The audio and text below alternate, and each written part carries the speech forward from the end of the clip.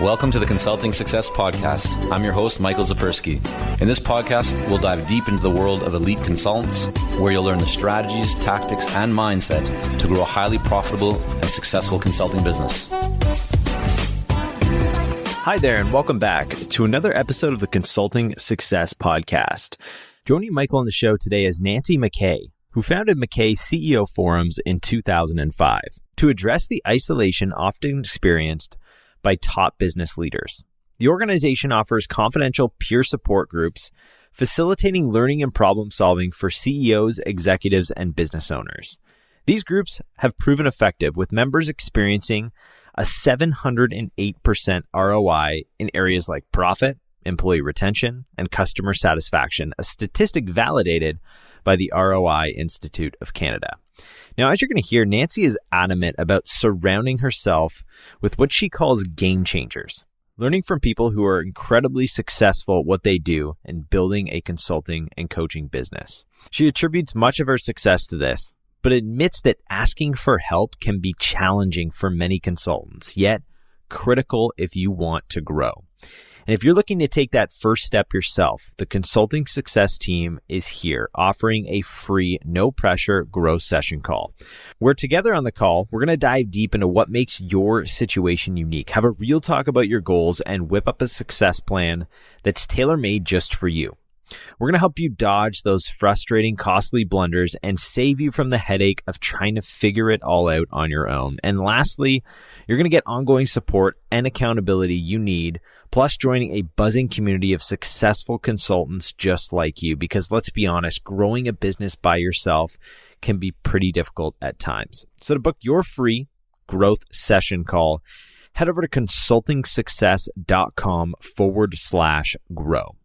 Okay, so let me tell you about what you're going to learn in today's episode with Nancy. First is how to master referrals to build your practice, how to leverage other people's success to help you grow, how to utilize assessment tools to help you make the biggest difference inside your company, how to create recurring revenue for your business, how to increase your passion to increase your revenue, and how to create an environment and routine to perform at the best of your ability, plus so much more.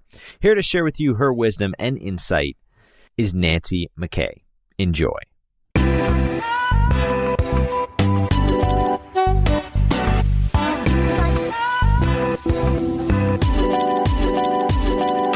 Nancy, welcome. Hi, Michael. Thanks for inviting me to your podcast here today. I'm glad to have you. Excited for our conversation. I thought that we would start off. You today are running Mackay CEO Forums, which we'll talk about in a couple of minutes. But before that, you were a solo independent consultant. You were generating over $1 million per year. And I'd love to know if you just kind of tell us a little bit about that business and why you ended up transitioning away from that business to build Mackay CEO Forums. Well, maybe I'll start by saying that in 2005, I had a date night with my husband, Rob, who's been my long-term business partner. And we're just talking about, he was a banker and that was sucking the life out of him. And I had been a professor and a large global consultant for many, many years. We had 2 little kids and a big mortgage. And I just said to him, look, you know what? I think it's time for you to quit your job as a banker. I'll quit my job as a professor, global consultant, and let's start our own company, become entrepreneurs. And he basically said, there's no way we're going to do that. We have these 2 little kids and a big mortgage. And he said, that's never going to happen. And after the second bottle of wine, we toasted to, we're going to quit our jobs, become entrepreneurs, and start a consulting company. And that was the beginning of $1 Million Consulting, actually, because we had these 2 little kids and a big mortgage in North Vancouver. And I thought to myself, how am I going to support the kids? And back then, when I first started, I didn't think about I was going to be $1 million consultant. I was just thinking, how am I going to earn enough revenue to be able to feed the kids and sustain our mortgage and continue to live in Vancouver? So honestly, what we ended up doing is really surrounding ourselves with game changers. And that's why I'm such a huge believer in this message of, I just thought to myself, who has been there and done that before? I'm just going to surround myself with people who have been incredibly successful at building a consulting coaching practice. and get all their shortcuts, save a lot of time, and just learn how to do this. And one by one, I started to meet people in different parts of the world that were running very, very successful consulting practices. So I started to get, how did they do it? And what I learned was that mastering referrals was going to be so key to build a very successful consulting practice. So every single client I worked with, I would ask them to give me a testimonial, and then I would ask them to recommend 3 other people that could benefit from the work that I had done. And that literally was a game-changing idea and strategy, was mastering referrals and being consistent and delivering high quality work and continuing to get introduced to dream clients. Yeah. I want to ask you to go back for a moment to the time between the first and second bottle of wine, because it sounds like initially Rob was maybe a bit dismissive of the idea or not as open to it as you were.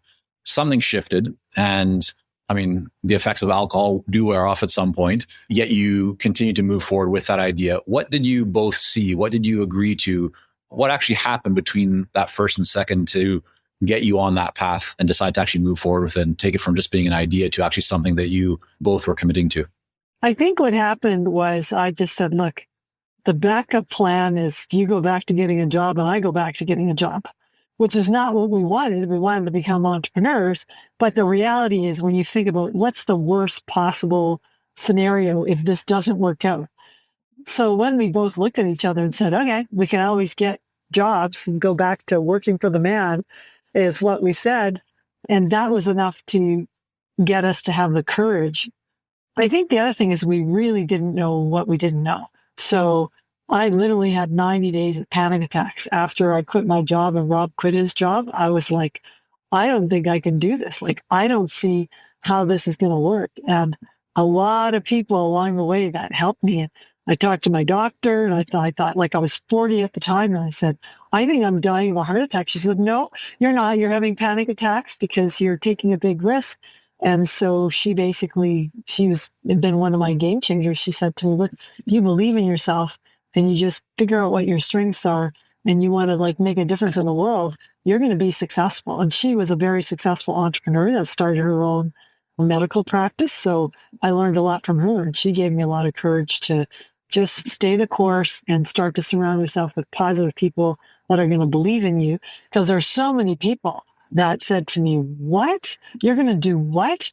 And so it was like, she just said, don't even listen to those people. Just focus on finding people, been there, done that before, that have been successful, learn from them. You're going to make a ton of mistakes, but just believe in yourself.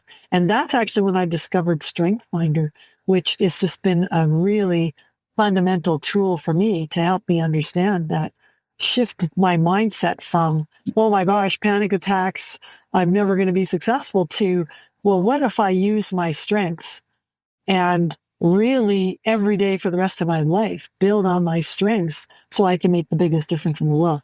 And that tool has been just like, I've used that tool with so many CEOs and so many people to help them. So Nancy, just for those who may not be familiar with Strength Finders and the assessment kind of connected, could you just give a quick little outline of what is it and maybe how you've used it? I mean, you touched on it a little bit, but beyond that, how you've applied it into your business or working with other leaders?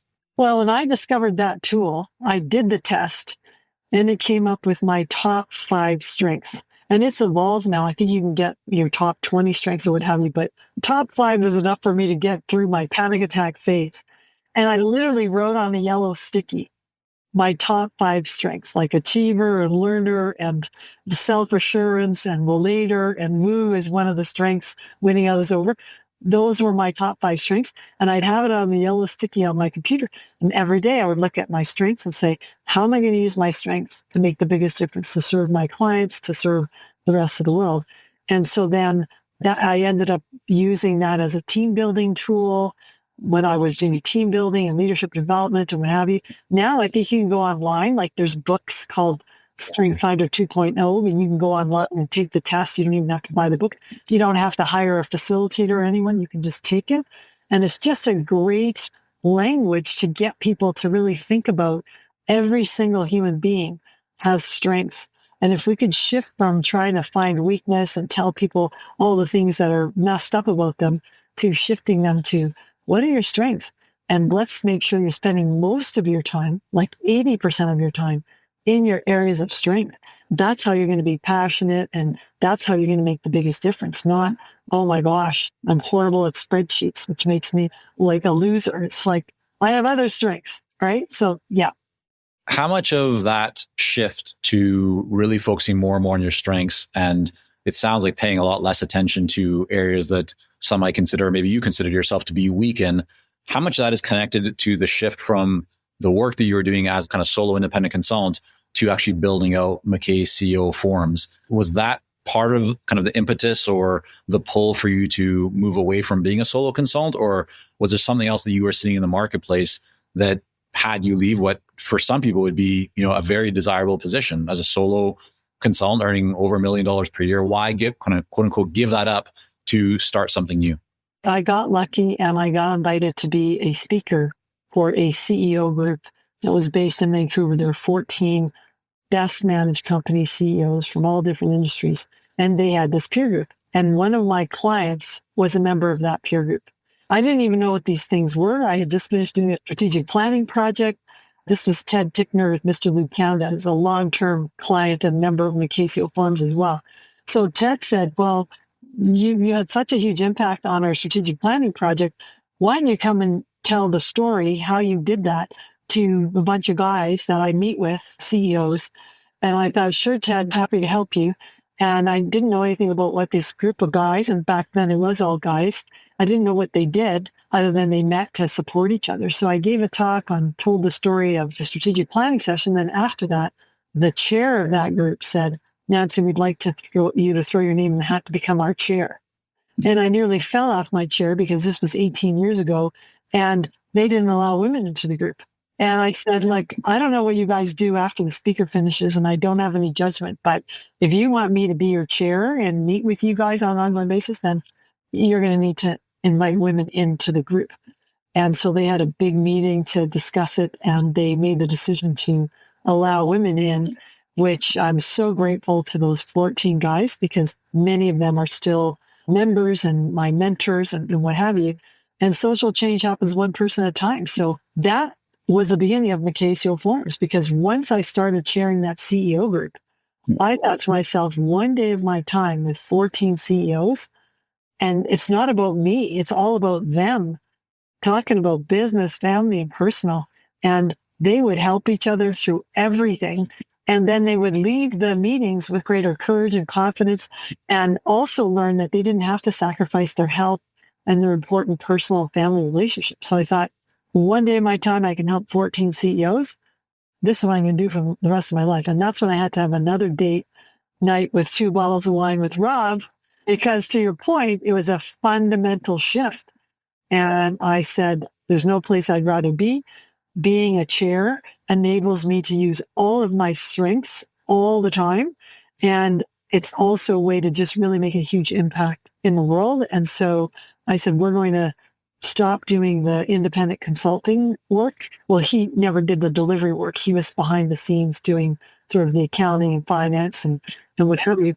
I said, we're going to be building these peer groups all across the country so that it wouldn't have to be lonely at the top, at least not for the CEOs that I was working with.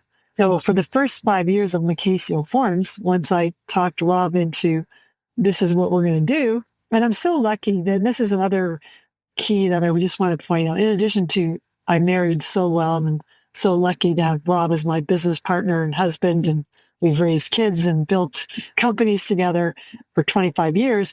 And also it's having people that believe in you. Like he really believes in me. So I can come up with crazy ideas, things that have never been done before. And eventually, if I can talk him into it, then it's probably going to be a good idea. I'm so grateful he's shot down a lot of ideas that were really bad ideas. So that's been just a beautiful combination as my business partner having that, right? So yeah, then we started to scale it. So how deep were you or into really doing the peer forums, working with these 14 CEOs? How much time went by of you doing that before you decided to transitioned away from doing your solo consulting work into this new kind of model in business? Like, how long did that take before you made that transition fully? That was about 5 years, because once I talked to Rob into we were going to convert to a peer group business, I built 10 of these peer groups across the country, and I was still doing my consulting work. And what I loved about the peer groups was when you build a peer group, that's recurring revenue. And in the world of consulting and having two little kids and a big mortgage, I was like, I started chairing these groups. In addition to, I love the work and all my strengths. It was subsidized marketing because the members would want to hire me to do my consulting work. And it would be year after year after year, they would be renewing their memberships. And I could see my consulting work, I could do it. And maybe it was going to be a 1-year project or whatever, but I just couldn't find a way to do consulting work where it was going to be a forever recurring revenue stream. So it took 5 years to like build a bunch of groups, keep doing my consulting work. And then that was the next date night with 2 bottles of wine versus just a couple of glasses of wine, where I said, okay, now I'm going to transition out completely of doing any solo practitioner or consulting work to really scale Mackay CEO Forums into a multi-million dollar business. Let's just establish again, for those, we've talked about the CEO Forums and the concept of this peer group, but for those who may still not be really familiar or completely understand, what is this thing? Can you just quickly summarize what is Mackay CEO Forums? What does the business model look like? Well, I always like to start with our dream at Mackay CEO Forums is to populate the world with inspiring leaders. And that we believe that business leaders are our best hope for making our world a more inspiring world. And that's exactly why we offer confidential peer support to the hundreds of CEOs, executives, and business owners across Canada. So that's sort of the context of Mackay CEO Forums. And the forum chair role, and I still chair a group that I started 15 years ago. We've been on the journey of life and business and family for 15 years. The role of the forum chair, so I meet with my group 6 times a year for a day. And every time we meet, we have a 1-hour speaker on a topic that's relevant to CEOs. And so we just had a speaker on ChatGPT. We had one on the economic update. We interview interesting fireside speakers that are very high profile business leaders in the community. So there's a 1 hour of a speaker. And then after the speaker leaves, we get into the confidential part of the meeting where there's 14 CEOs from all different industries in the room. They each put a business issue on the table, personal and family as well, that they want some help with. After they've put all their issues on the table, then we do the peer learning where people just share their experiences. So someone might say, I think I need to fire my CFO. Or someone might say, I'm having a fight with my board chair. Or someone might say, I want to expand into Quebec. So whatever your issue is, you're putting it on the table. And then we get people to tell stories. Who's been there and done that before, what worked and what didn't work. And that's our version of peer support. And then they make commitments at the end of the day. And then 2 months later, they come to their next confidential peer group meeting. And so as a chair, my role is not to be the star in the room. It's to get them to be very vulnerable with each other, to park their egos, just to be real human beings and just put all of their business, family, personal issues on the table, learn from each other and make commitments. And so that they meet every other month in a facilitated session. And as the chair, that's what my role is, to facilitate their conversations during those meetings. So if you spent 5 years building this out yourself, right, running these different groups before you started bringing in additional chairs, and today, right, you have, 40, 50, 60 chairs across Canada. So currently only in Canada, but I know there's lots of opportunity and you're looking beyond going forward. How did you kind of think about that? For some people, this kind of a model of you have CEOs or leaders on one side, you then need the coaches, consultants, facilitators on the other side. It's a bit of a chicken and egg. It's a bit of a kind of a marketplace model. How did you wrap your head around that? So I know you brought the CEOs, leaders in first because you were the one facilitating, but when you decide to expand beyond yourself, where do you turn to? Where do you kind of go? What steps do you take to find those other chairs to come in and expand the business? Well, to your point, we do have over 60 chairs now across Canada, from Victoria to St. John's, Newfoundland, and everything in between. And the biggest source of our chairs is our current chairs. And they've really helped us double and triple and continue to expand our community of forum chairs. Our members are phenomenal and they really believe in peer support. They recommend forum chairs. Many of our members, once they've sold their businesses or moved on to their next chapter and quit the corporate world and become chairs. And then it's building relationships with people like you, Michael, who you've spent, I don't know how many years of building a community of very, very successful consultants and educating them and helping them thrive and become their own entrepreneurial consultants. So it's relationships beyond our Mackay community, and the core of our members, our chairs come from our Mackay community. Same thing with our members. Our members recommend other members because they really believe in the power of peer support and they invest in their top executives. And so it's a community of people that really, it's the mastering referrals and creating referral culture that's been very instrumental at our goal. You have a very unique kind of position, Nancy, in that you've not only consulted and worked directly with a lot of these leaders, but thousands of, or I should say hundreds at least, of CEOs at any given time, thousands over the years that you've had access to. When you think about the kind of the most successful leaders, CEOs, people at the kind of executive ranks, what do you believe drives them? And I'm asking from the perspective of consultants are looking to work with and serve leaders all the time, yet they don't always necessarily know what's actually going on in the mind of somebody who's running an organization. From your experience, what do you believe drives them? What does a typical CEO or leader thinking most about? I think it goes down to passion. So my passion is to populate the world with inspiring leaders. And I'm grateful that our organization, that's our purpose, it's our why. And I fundamentally believe in what we do and I love our community. And so that's what drives me after 18 years of Mackay CEO Forums is the passion I have to make a difference in the world and to make a difference in Canada. And every successful CEO that I've had the honor and privilege of working with, it's if you get down to they jump out of bed in the morning and bust their butts because they really believe in the difference they want to make and they care about their employees, the types of people that join Mackay CEO Forums. These CEOs and executives, they want to be the best version of themselves. They want to continue to raise their leadership game. They're driven to just make the biggest contribution every day in business, family, and personal. And so I think it really comes down to passion and strengths, going back to that, right? Because if you're in your zone of being able to apply your strengths every day, then you're jumping out of bed in the morning. You just can't wait to get started. But if you're in a role or you're in a business where you don't have that passion, you're not able to use your strengths, I think that's why there's a lot of suffering going on in the corporate world is people just are not in roles where their passion is aligned and their strengths are aligned. But typically, if you have that top CEO job, to be successful, you have to really be passionate and be working in your areas of strength to be successful. Hey, it's Michael here, and we'll be right back to the podcast. But first, are you ready to grow, scale, and take your consulting business and marketing to the next level? If so, our Clarity Coaching program may be a great fit for you. You'll work with our experienced team to set up a strategic plan for your business and coach you step by step in areas like how to consistently attract more leads, develop a magnetic message that resonates with your ideal clients, strategically package and position your services, earn higher fees, win more proposals, and scale your business.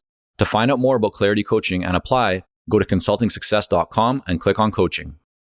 So putting on your consultant hat for a moment, Nancy, knowing what you know about CEOs and leaders, knowing what drives them, everything that you just mentioned, if you're a consultant wanting to attract more CEOs, more executives as clients or to build relationships with first, what do you think about? How would you approach, how would you try and get in front of these leaders to build a successful relationship with them? Well, I'm going to go back to talking about mastering referrals because I've literally worked with hundreds of consultants in order to build Mackay CEO Forums in our community of consultants.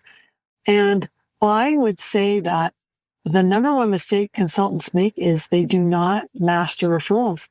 And when you master referrals, you consistently ask every single client to introduce you to other dream clients. If you don't do that, you're not going to be living the dream of working with the types of clients that you love working with. And again, how can you be a successful consultant if you're not clear on, oftentimes I'll ask consultants when they're talking about being a forum chair, who's your dream client? Who are your dream clients? And usually I get, well, I work with these people and these people. Yeah, but like if I could wave a magic wand and you could work with anyone you wanted, do you have a sense of who that would be? So getting clarity around who are your dream clients, because you know your strengths, you know where you're at with your own private practice. Who do you want to be working with and serving? Then you start to say, hey, Michael, you're a dream client. I love working with you. Here's why. Can we brainstorm with your permission? Let's brainstorm on other people that are similar to you. Their growth mindset. They want to really scale their business, like whatever that is, and ask people. That's how you continue to get clearer dream clients and have more. So it's that mastering referrals. And then, of course, you're brilliant at doing the work around, and you have to build a marketing machine, and you have to be out there and build your own. I mean, I've written a couple of books, and so it's building the brand. That's like a slower, ongoing, you've just got to do that. But anyone that's looking for new dream clients and speeding up, because when I first got started, I had to pay the bills, speeding up, getting connected to the right people. What do you think holds most people back from actually asking for referrals or doing that work? I've been rejected thousands of times in my life, Michael. I'm sure you have too. You wouldn't be as successful as you are if you weren't rejected thousands of times, right? So most people fear rejection, because if I say to you, hey, Michael, how did it go with this project? If I ask you that question, you might say, to be honest with you, Nancy, I was really disappointed with X, Y, Z. But if I don't ask you, I'm just going to assume it all went well. I'll collect the check. And again, part of mastering referrals is you have to start by saying, Michael, how did it go with the project that we just completed? Or we're halfway through the project. Better yet, we're halfway through the project. How did it go? And then if you say to me, this is fantastic, Nancy, it's the best ever. Great. Michael, with your permission, I'd like to brainstorm who else, because wouldn't you want people that matter to you to get access to this type of an outcome that you're hoping for? So it's fear of rejection, because even if I'm doing a great job for you and I say, Michael, with your permission, can we brainstorm other people? You might say, no, I'm really not comfortable. I don't like doing that, which there's a certain percentage of the population, they're just not going to do it. So it's fear of rejection. And I think I just say to any consultant that I talk to, it's like putting yourself out there. And I just pat myself on the back every time I'm rejected. And I feel good about the fact that I'm playing big and wanting to make the biggest difference in the world. Yeah, I love that. So today, Nancy, you have a team. I know you share with me just in conversations we've had previously that you're building the team, you're hiring, you're always looking for good people. And I'm wondering, when do you personally decide that it's time to hire? Just knowing what you know today, maybe not when you got started, but how do you actually think through when is the right time to hire and bring on somebody to join the team? Well, when it comes to our leadership team, we're in a significant growth phase of our business. And Rob and I just bought the company back. So we're back to being majority owners, and we have a new shareholder team. And so in order to scale the business, you have to continue to invest in people. And I coach a lot of CEOs and business owners where it's painful that you have to actually hire people before you get the growth and the revenue. And I haven't ever met anyone that's figured out a solution to hire in advance in order to scale. So that's a big thing, is like when you're committed to scaling, then you have to invest in putting the people. And also the way we scale and grow is through forum chairs.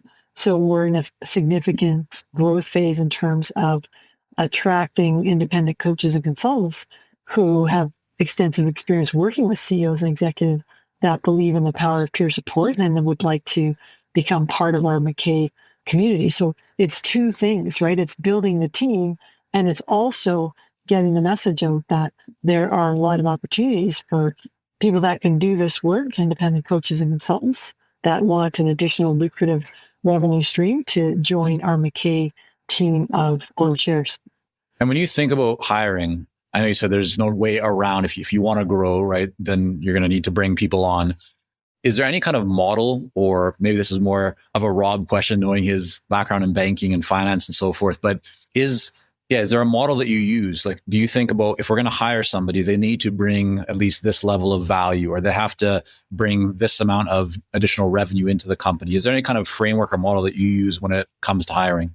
I think that it really depends on the role, right? Like, so it's kind of CEOs always talk about rule of thumb.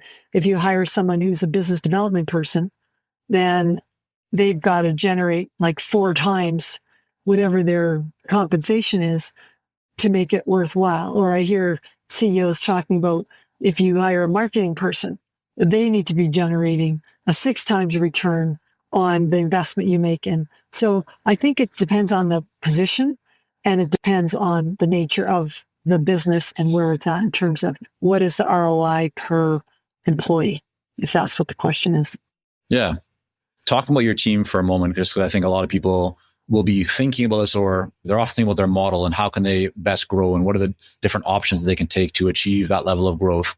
You went from being a successful solo consultant to still consulting, but also doing this kind of peer work in groups with CEOs, to then later deciding that you're going to stop doing solo consulting and be fully dedicated to actually running and operating the business of CEO peer groups. Why do you decide to do that? I mean, why not just continue to do your consulting and to have some of these CEO peer groups on the side? I know you talked about kind of the dream, the vision, but I wonder if you considered any other models of maybe different paths that you could have taken and why you feel that you landed on this one. I just fell in love with peer groups. I started sharing that one peer group, which is still part of our Mackay peer groups today. I don't share that group anymore because I had to transition out of all of my groups with the exception of one. I kept one. And I just fell in love with peer support. I just thought, there's no place I'd rather be. There's such a huge need. And it was just pure passion and need. And that's really what led me to say, despite people saying, what? That's crazy. You don't know anybody in Toronto. You don't know any, like so many naysayers. I thought, the world needs more peer support. And so this is what's going to happen. And I think that also there's this place in, I think, a consultant's journey, which I meet a lot of consultants that are exploring the forum share opportunity. And they've kind of reached this. They've been a consultant for so long doing what they do that I don't know if it's boredom or not enough challenge, or it's lonely for consultants too. I mean, it's lonely at the top for CEOs, which is the big value proposition for CEOs and executives joining these peer groups. It's also lonely for solo practitioner consultants. And so figuring out how do you then evolve as for people listening that want to stay a solo practitioner, how do you continue to challenge yourself so that you're always on your game and you're innovating and you're finding new ways to keep yourself inspired and you keep learning and growth and investing in your own learning and growth so that you are also always on your game. Is there anything through this journey that as you've been continuing to be exposed to all these CEOs and leaders across the country, any misconceptions or anything that you've realized about how CEOs operate, how leaders operate that maybe the average consultant you think misunderstands or just doesn't see? I mean, you've been kind of behind the scenes, behind the curtain with so many of these leaders. Is there anything that you believe the standard average consultant probably doesn't see or misunderstands or overlooks or just doesn't get that you get or that you've seen? The big thing is that CEOs are human beings just like the rest of us. And whether I was doing a CEO group for $1 billion global CEOs or one for small entrepreneurial or what have you, it's every CEO is a human being. They have a business goals, they have personal goals, they have family goals. And if you support people, their whole being in any way that you can, you will become someone that's a lifeline for your client. And I would say that a lot of consultants really just focus on, I'm the expert and I have this expertise and that's what this is about. Instead of really thinking about, I'm actually building a relationship with someone for the long term because I really want to help this person, whether I'm going to be engaged with them or not. Like I really want to. And I have relationships with people that I still remember them. They were my first consulting gig and I helped their kids and I helped their business. And it was just human nature for me. And then as I started to do this work and meet like hundreds of consultants, I would realize that people are just so overly focused on, I'm the expert in this and this is who I am. instead of being a human being and caring about people. Well said. And we talked about before what you went through in terms of the transition and the panic attacks and all of that stuff that so many people go through, but don't necessarily share that they've experienced. So I, first of all, just want to show respect for you being open to talking about that, because I think a lot more people go through that kind of stuff than, again, they're willing to share.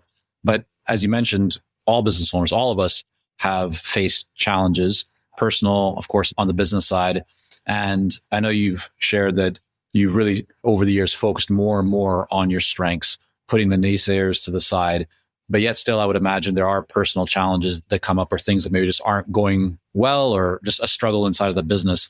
And I'm wondering today, how do you handle that? Like, I know for me personally, when I feel like something isn't going that well or something unexpected comes up, for a second, I can feel it. It's like in my stomach and it kind of knocks me for a second. But I found that I'm able to bounce back much faster than I probably would have a decade or more back. And I'm wondering, how do you process that? How do you kind of take the punches, if you will, when they come your way? Any approach or mindset or any kind of tool or just, something that you use that you feel allows you to get back on track and keep moving and keep building the business? Well, there's a couple of things. One is self-care. So I'm an early morning person. I get up at 4 a.m. every morning and I try to protect 4 to 6 a.m. so I can get on my Peloton, work out with my personal trainer, meditate, take care of me, and just create the space for what's it really take for me to be the best version of myself every day. And I have a piece of work, like I need self-care time so that when I am helping other people, and we all know that there's this mental health pandemic and people are stressed out and freaked out and cranky. And so I can be the best version of myself, even if people are like not at their best when they're dealing with me. So that's the number one strategy, is just self-care and really honoring that. And then asking for help. And you came to our summit. I think you heard me talk about that up on stage. It's just, my journey has been lead with generosity, and I've helped a lot of people. And I have asked for help from a lot of people. And what goes around comes around, and not being afraid to just pick up the phone and say, I remember one time I almost went blind. I was traveling and I got this bacterial infection. Literally, I had these 2 little kids running this company. And Paul DeBoard was he saved my eyesight. He unfortunately passed away recently, but I remember lying in my bed in a dark room because he said, you cannot leave your room for 10 days and you have all this stuff to get your eyes back on track. And I thought to myself, I could go blind. I remember saying to Rob, I think I could go blind. Like, this is a serious risk. How am I going to be this Mackay CEO Forums if I go blind? And I remember him saying to me, it's okay. I'll walk you up to the podium and you'll be able to still do your thing if that's what happens, right? And reaching out to my friends going like, this is the situation that I'm in, so that I feel like a lot more courage and confidence to tackle anything and believe that I can handle it. So again, I've been there for many, many people over the years, and so many people have helped me.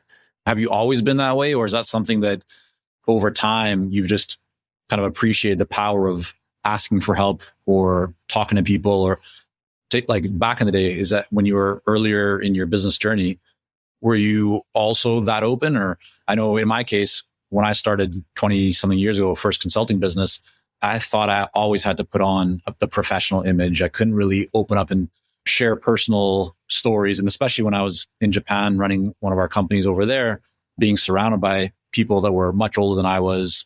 I wasn't really speaking Japanese at that time at a fluent level. And so I had a lot of apprehension and a lot of kind of self-esteem. And I just didn't feel like I could really be open all the time.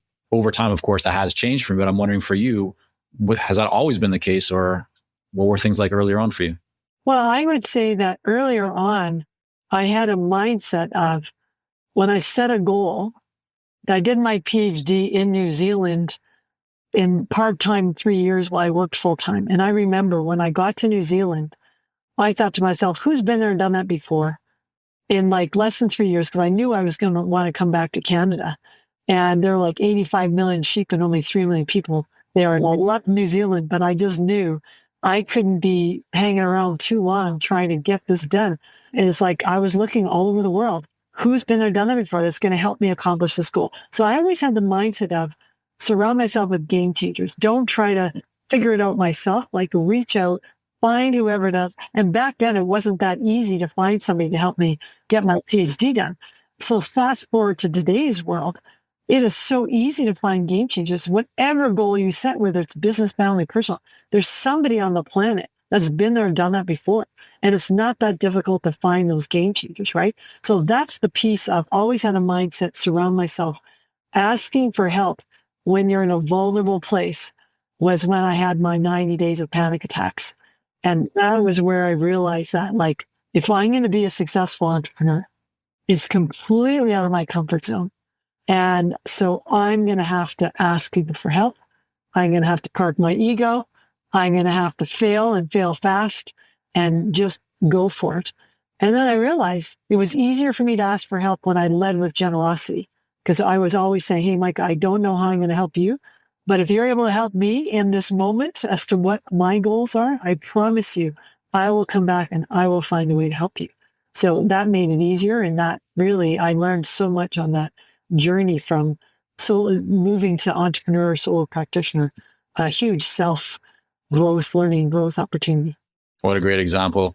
Nancy, I want to thank you for coming on and sharing a bit of your story and journey. I also want to make sure that people can learn more about Mackay CEO Forums, and especially those in Canada, since you're right now at the time of this recording in Canada. But regardless, I think for anyone who is interested in learning more about the business, the model, it's fascinating the work that you all do. So where's the best place for people to go to learn more?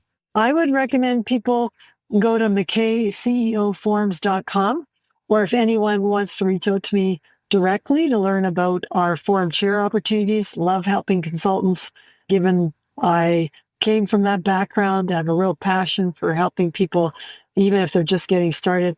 They can reach me at nancy@MackayCEOforums.com.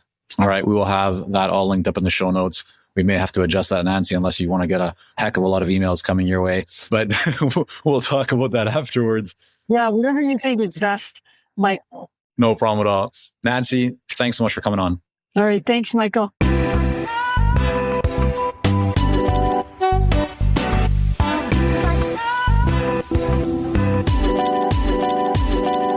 And there you have it for today's episode between Michael and Nancy. If you enjoyed today's podcast, then be sure to hit that subscribe button wherever you listen to your favorite shows.